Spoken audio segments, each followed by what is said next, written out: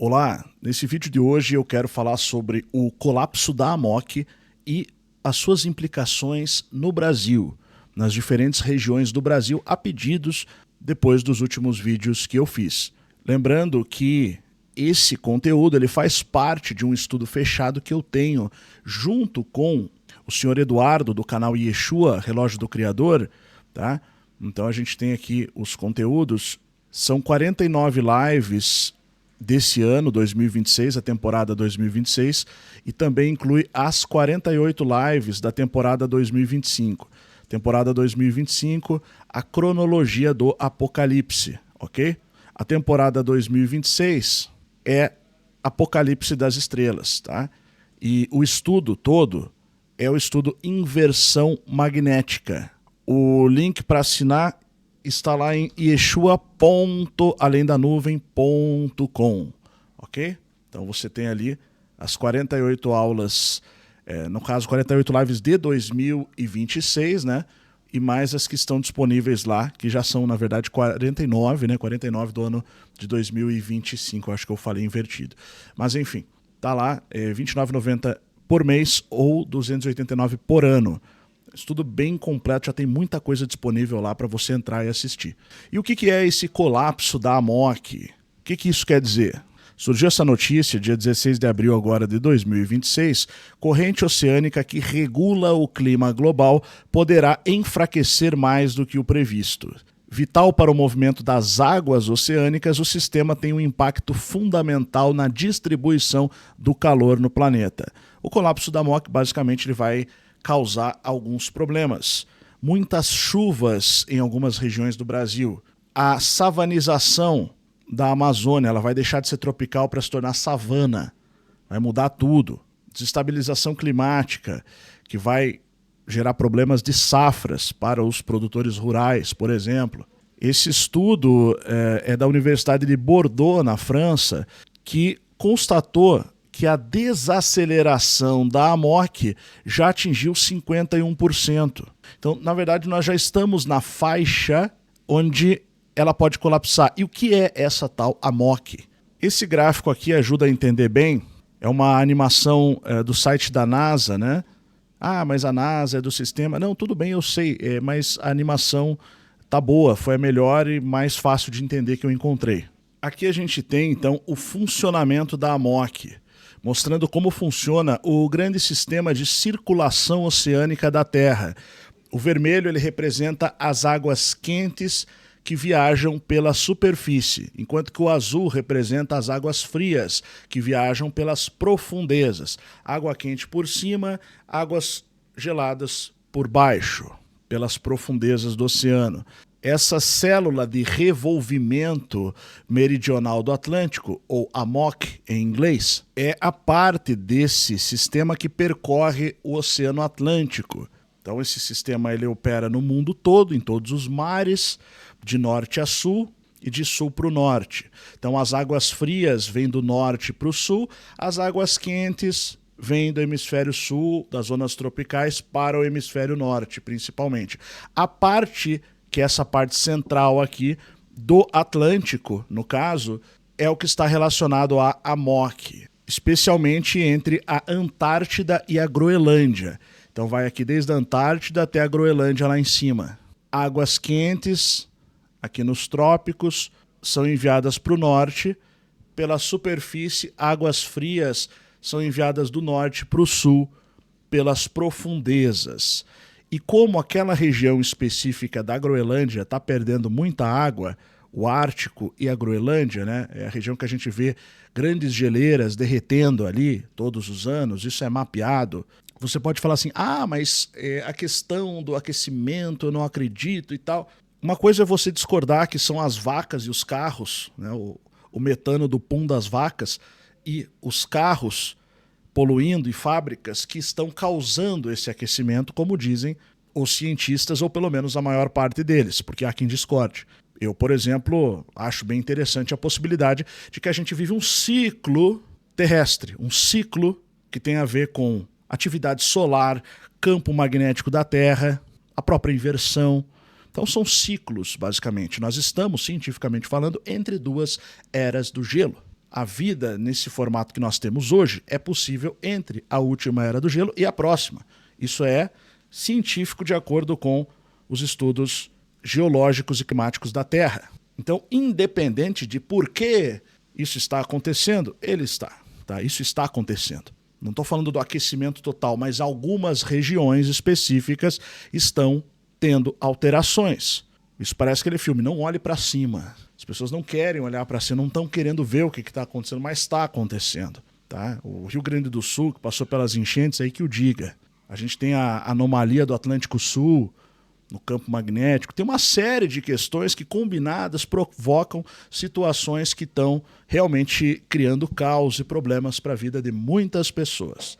Então, segundo esse estudo do colapso da AMOC, a gente tem essa outra notícia aqui de 17 de abril, da revista Oeste. A principal corrente atlântica está ameaçada de colapso, o que pode ter graves consequências para a Europa. Então ele está falando aqui mais uma vez o risco crescente de colapso da AMOC, a corrente crucial do Atlântico, acende um alerta crítico para o futuro do clima global, mundial, planetário, chame como quiser, especialmente na Europa. Novas evidências científicas indicam que o enfraquecimento desse sistema essencial pode ocorrer mais cedo do que o previsto, trazendo impactos severos que vão desde mudanças climáticas extremas até crises alimentares em diferentes regiões da Terra. Agora, olha só. Então, a gente viu aqui esse gráfico, tá? Então, há esse motor oceânico entre águas, ele é movido pelo movimento das águas quentes e águas frias. Quentes pela superfície, frias pelas profundezas. Com o derretimento de gelo que está sobre a Groenlândia, por exemplo, ou o Ártico, isso vai criar uma espécie de bolha, e já está criando, na verdade, uma espécie de bolha com uma água diferente, que é a água do gelo derretido, que ela não é essa água que faz parte do movimento oceânico. E ela vai começando a se assentar entre as duas camadas, a quente, a fria, e aqui nesse meio começa a se acumular essa outra água, e conforme ela se acumula, o movimento, esse movimento cíclico aqui no Atlântico, porque a Groenlândia está ali, né, o Ártico joga água para cá, quando derrete, vai criando essa bolha e vai travando o movimento. E esse movimento vai parando. E aí você tem o motor que regula o clima sendo travado, entrando em colapso. Essa é a questão. E o que isso vai causar no Brasil? Vamos ver algumas coisas aqui que eu preparei. BBC, corrente do Golfo pode estar perto do colapso, entenda as consequências. Aqui o derretimento do gelo na Groenlândia. A gente sabe que o Trump, por exemplo, está de olho na Groenlândia. O pessoal está querendo a Groenlândia. Vai liberar uma massa de terra gigantesca lá. Aquele gelo vai descer. Esse gelo descendo vai impactar a AMOC, vai fazer ela colapsar e vai provocar uma série de mudanças climáticas. Esse é o ponto. Resfriamento na Europa, especialmente no norte da Europa, resfriamento pesado, chegando a 10, alguns falando de até 20 graus Celsius, mais frio do que a média normal. E no sul, outras mudanças. Então eu separei aqui região sul e sudeste do Brasil, região nordeste do Brasil, região norte do Brasil, região centro-oeste e o Planalto Central, tá? Para a gente dar uma olhada. Só para você ver que isso não é brincadeira, a capital da Islândia, Reykjavik, já reconheceu a questão climática que está ocorrendo como uma questão de segurança nacional. Então a Islândia colocou no centro de sua estratégia de segurança nacional um cenário que até há pouco tempo parecia ficção científica. Tá? O sistema em questão é a circulação meridional do Atlântico, conhecida como AMOC. Está aqui. Ela funciona como uma espécie de esteira transportadora de calor, levando águas quentes dos trópicos em direção ao norte. Se ela parar, a água quente para de subir. Se a água quente para de subir, o clima lá no norte resfria dramaticamente. Então, esse mecanismo ajuda a manter o clima relativamente ameno no norte da Europa, apesar da latitude. Entendeu? Então, basicamente, modelos climáticos já indicam que a Islândia poderá enfrentar invernos com temperaturas próximas a menos 45 graus, além da possibilidade de formação de gelo marinho ao redor da ilha, algo que não ocorre desde o início da ocupação humana no território. Nunca aconteceu. Então, diante disso, o governo islandês classificou oficialmente o colapso da AMOC como ameaça à segurança nacional. Então aqui a gente está observando um diagnóstico que eu preparei dos impactos geofísicos do ponto de não retorno do Atlântico sobre a segurança hídrica, alimentar e energética nacional. Tá? Com foco aqui, o nosso foco agora não é o resfriamento da Europa, mas sim a realidade brasileira. Impacto real no Brasil: uma reorganização radical do regime de chuvas em todo o território nacional. A questão aqui é simples. Vai chover demais em alguns locais. E como o resfriamento não vem de cima, ao contrário do que acontece no hemisfério norte, a gente vai ter a falta da umidade necessária para manter certos biomas. O clima fica mais quente e mais seco. E aí você não consegue manter a biomassa da floresta tropical. E isso muda a vegetação como consequência. A esteira rolante do Atlântico, a MOC é a principal artéria do sistema climático, como a gente viu, responsável por transportar calor do oceano e regular a pressão atmosférica sobre a América do Sul. Então aqui, diferente da Islândia, por exemplo, né, que a gente vai ter essa situação, onde eu falei lá, norte da Escócia, que eu já falei, região norte da Escócia, algumas regiões aqui que vão ter esse resfriamento total, norte da Europa, ok?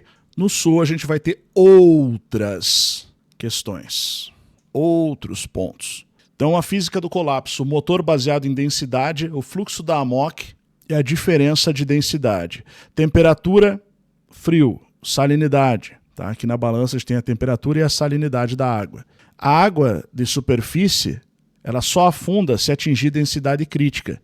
A densidade depende do equilíbrio exato entre a salinidade alta e temperaturas baixas. A Groenlândia é uma espécie de gatilho. O derretimento acelerado do gelo da Groenlândia, Polo Norte, forma uma bolha de água doce no Atlântico Norte. A água doce reduz drasticamente a salinidade e a densidade da superfície, fazendo com que esse motor pare. Sem densidade suficiente para afundar, o transporte de calor no oceano é interrompido, de água mais quente. Isso provoca um deslocamento da ZCIT, que é a Zona de Convergência Intertropical. Presta atenção nisso daqui. A circulação da MOC mantém a Zona de Convergência Intertropical em sua latitude atual, tá? Que está aqui nessa faixa hoje.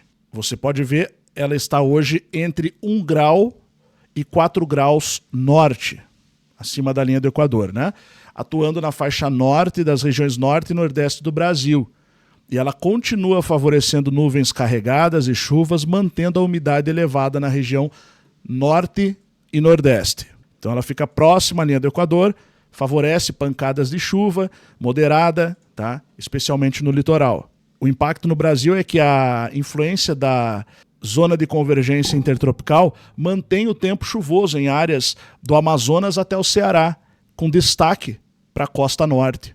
Aí o que vai acontecer? Como consequência do colapso da AMOC, a gente vai para essa imagem da direita aqui. A ZCIT ela vai descer. Tá? Com a paralisação do oceano, a faixa principal de precipitação atmosférica é empurrada para o sul. Muita chuva no sul, não é o que está acontecendo? São Paulo, Rio Grande do Sul, chuva, chuva, chuva. Isso provoca alagamentos, enchentes, provoca deslizamentos de terra, uma série de coisas que estão já acontecendo. Então, com essa paralisação, a faixa principal de precipitação atmosférica é empurrada para o sul, alterando a dinâmica de umidade de todo o continente. Então muda tudo. Tá? Ela vai descer bastante. Assim como o calor não sobe, o frio não desce. E aí você tem essa zona de convergência descendo. Ela vai indo mais para baixo, que é a zona intertropical. Por isso você tem ali a floresta amazônica num bioma tropical, né? O impacto principal, você tem o corte da umidade atlântica. Secas severas no norte e centro da Amazônia. O deslocamento da zona de convergência intertropical elimina a umidade vital que provém do Atlântico tropical norte. E o resultado, a floresta perde seu principal suprimento externo de água. Claro, existe água subterrânea também. Mas essa umidade que vem de cima, que vem de fora, que vem do oceano, ela não vem mais, não chega mais. Isso vai gerar um desequilíbrio. Isso vai provocar uma savanização acelerada. Sabe o que é savana? É o tipo de vegetação que você tem na África. São menos florestas densas e mais vegetação rasteira. Estresse hídrico inicial, corte de umidade atlântica, vai provocar a perda de evapotranspiração.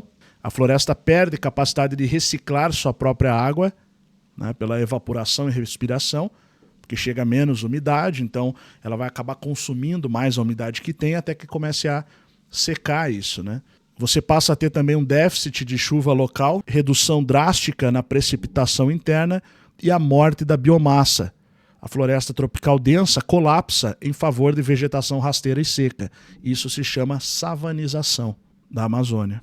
Planalto Central e Centro-Oeste, a gente vai ter um caos hidrológico, que é uma região extremamente produtora do Brasil, de alimentos. Então, o coração do agronegócio e a sede do poder político, Brasília.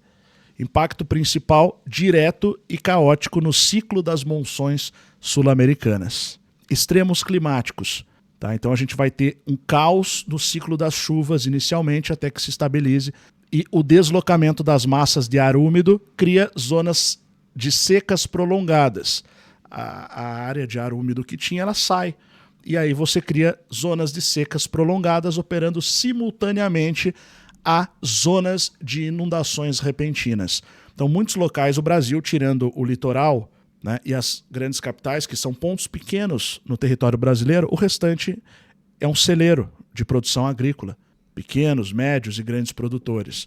Então, quando você tem grandes áreas sendo drasticamente modificadas, excesso de chuva, seca demais, qualquer um que entende de lavoura sabe que isso é um problema, vai gerar quebra de safra, vai diminuir a produção.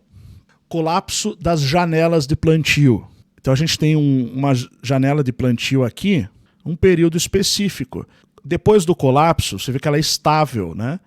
É uma coisa estável e previsível. Depois do colapso, não. Você vai ter um gráfico mais ou menos assim. Em alguns pontos ali, tende a excesso de chuva, tende a seca. Culturas de soja e milho dependem de janelas do plantio temporalmente rigorosas. Então é uma coisa que já é prevista, as variedades de sementes são preparadas para aquilo. A consequência, a desregulação das estações, destrói a previsibilidade agrícola. Não tem mais como você prever como vai ser a safra. E a mudança vai fazer com que as sementes específicas não sejam as mais adequadas para se produzir diante de um novo cenário de muita chuva ou de muita seca. E isso garante quebras de safra sistêmicas no centro-oeste do Brasil. Temperaturas extremas combinadas com umidade relativa do ar inexistente tornam-se o novo normal. E o resultado é a incidência exponencial de incêndios naturais incontroláveis, como a gente tem visto nos Estados Unidos também. E a gente já tem também algumas regiões ali que já tem um bioma favorecido para isso, que foram regiões que foram bastante desmatadas ali. Então isso deve se acelerar. Não que vai acontecer só porque desmatou, porque ia acontecer de qualquer maneira. Mas nesses pontos tende a acontecer mais rápido. Então aqui um diagnóstico dos impactos, especialmente na Amazônia, no Planalto Central e no Centro-Oeste. Amazônia, deslocamento daquela zona, as ECIT, vai provocar secas extremas e perda de biomassa. Deixa de ser floresta tropical para começar a se tornar uma savana. Planalto Central, a gente vai ter alteração nas monções, nas chuvas. Vai ter insegurança hídrica para consumo e energia, inclusive para irrigação de lavouras, né, que utilizam sistemas de pivô ou outros sistemas de irrigação. O Centro-Oeste, instabilidade climática, quebra de safra e mudança no uso do solo. É o que a gente pode esperar principalmente. Isso é problemático porque aumenta o endividamento dos produtores, à medida que eles perdem dinheiro nas produções. O pessoal tem que se desfazer, vender casa, vender propriedade rural. É complicado se deslocar, né? Em termos nacionais, a regulação climática da Amazônia, a segurança hídrica e energética ali no Planalto Central, que inclusive ameaça o abastecimento e matrizes hidrelétricas. Então, essa seca ela pode ameaçar a produção de energia elétrica via hidrelétricas, ela pode ameaçar o abastecimento nos grandes reservatórios de água para os grandes centros urbanos, provocando queda ou falta d'água nas grandes cidades, e a segurança alimentar do Centro-Oeste. Então você tem um colapso do PIB do agronegócio, Produto Interno Bruto do agronegócio. É uma ameaça sistêmica à infraestrutura nacional. Então a densidade do Atlântico Norte dita a sobrevivência do continente sul-americano. O ponto de não retorno é uma emergência local brasileira. Vai ter que ter muita adaptação. Então agora a gente vai falar do Nordeste e do Sul. Região Sul e Sudeste, principalmente, tá? 30 de julho de 2025, tá aqui, tá? Ciclone extratropical traz ventos danosos e enchentes costeiras para o Rio Grande do Sul no Brasil. A gente teve isso aí de volta. Essas situações aqui, ó. Então a coisa começa realmente a ficar mais complicada. Colapso da MOC e o futuro do sul do Brasil.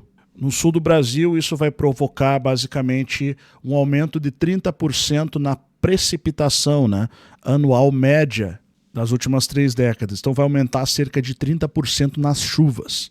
Essa é a previsão. Chuvas de um mês concentradas em apenas 24 ou 48 horas. Isso basicamente quer dizer que eles não vão conseguir dar conta. Os sistemas de escoamento de água não dão conta. Enchente, né?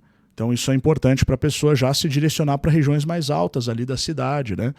Para não ficar dependendo. E regiões mais altas e estáveis, tá? Com chão estável. Para você não ficar sofrendo aí cada vez que tiver uma chuva muito grande que vai inundar ali regiões. Vai pensando nisso. Veja, é importante falar que isso que a gente está falando aqui não é um alerta do tipo, saia correndo agora. Não, é simplesmente para você conseguir enxergar mais longe e poder se antecipar na tomada de decisões assertivas. Simples assim. Quando você perceber que essas coisas começaram a acontecer, você já vai poder se movimentar antes, tomar decisões, já vai direcionando a sua vida nesse sentido. Não ficar esperando acontecer o problema, né? Aos poucos, sem desespero, mas sabendo que isso é um processo que já começou. Então o que você precisa ter em mente em relação a isso é o seguinte: regiões como Eldorado do Sul, tá? Risco principal, inundação total.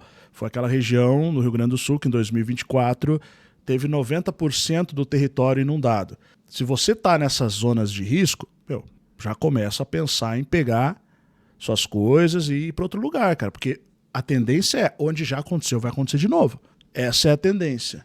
Inundações fluviais ali na região de Porto Alegre, você vai ter, e região metropolitana, né?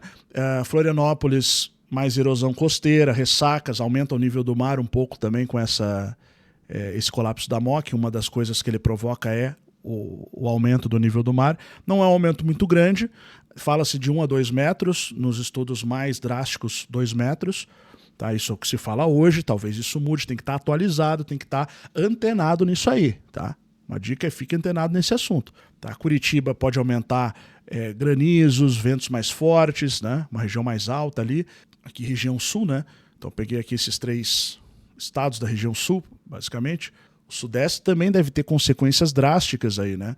Colapso agrícola, né? Culturas como café, soja e milho sofreriam com a falta de chuvas e altas temperaturas, podendo reduzir as áreas produtivas e afetar a segurança alimentar.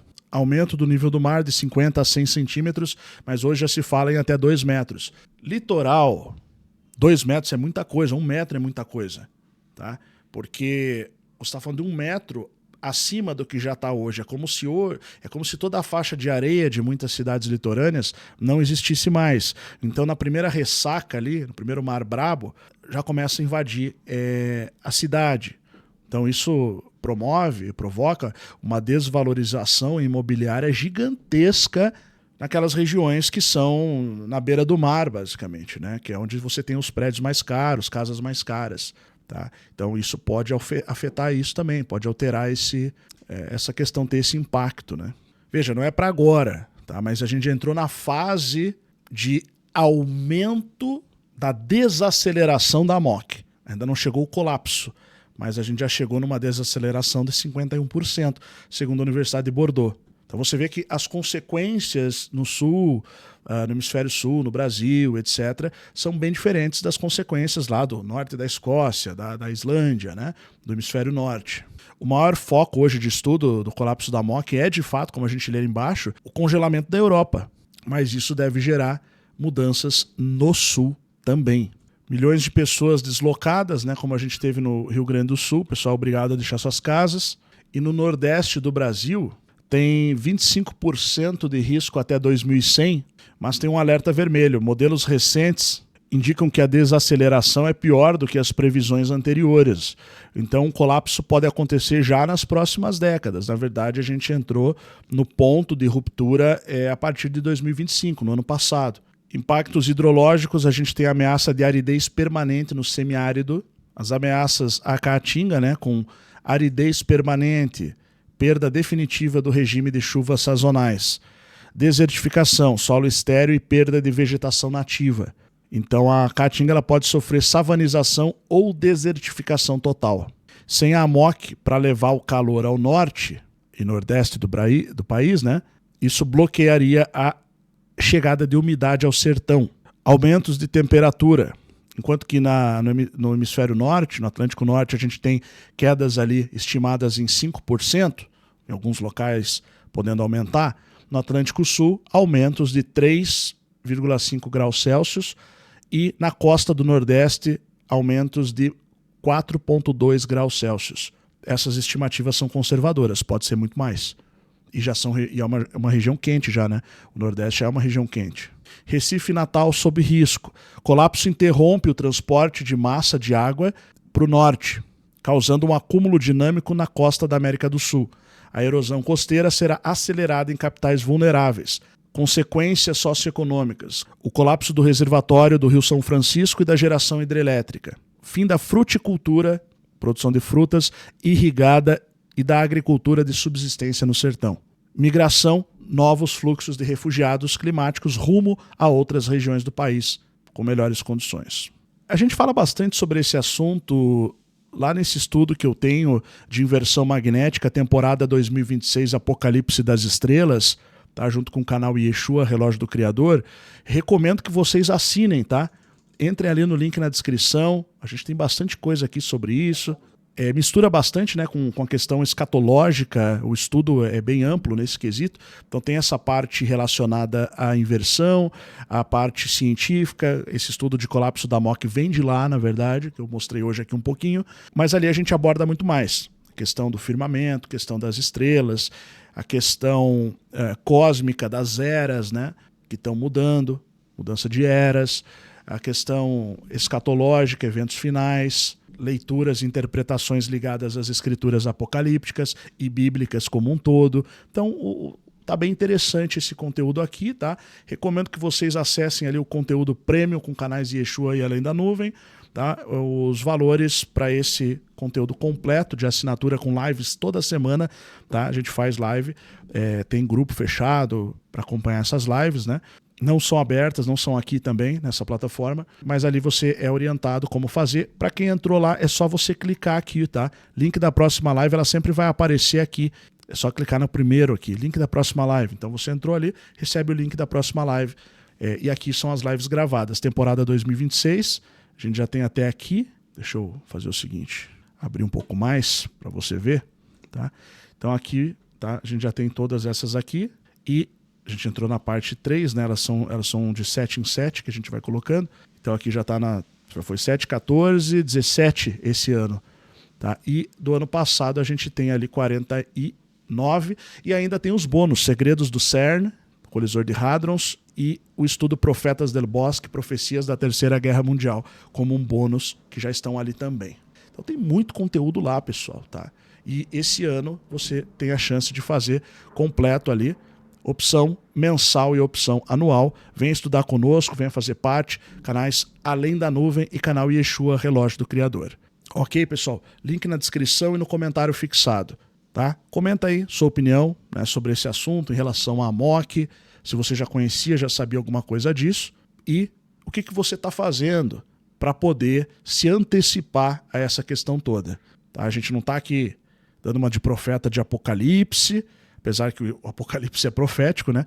Mas sim a gente está falando de um evento que está sendo levado como prioridade por algumas nações já. Tá? Isso aí já tem uma série de estudos e está se intensificando cada vez mais, e a gente já está vendo os resultados disso aqui no Brasil e no mundo. Frio extremo que teve nos Estados Unidos no último inverno, chuvas torrenciais aqui alagando cidades e regiões do Brasil. Tá? A situação não é brincadeira não, a gente tem que estudar isso e levar a sério para tomar as melhores decisões do que fazer nesse sentido, ok? Para proteger você e a sua família. Né? Já começar a pensar nisso, tá? Porque um homem prevenido vale por 2, não é? Beleza, pessoal? É isso. Até o próximo vídeo. Se inscreve aí, deixa seu gostei e hypa o vídeo. E ativa o sino para ser avisado que saiu vídeo novo, para ser notificado, tá? Isso é bem importante.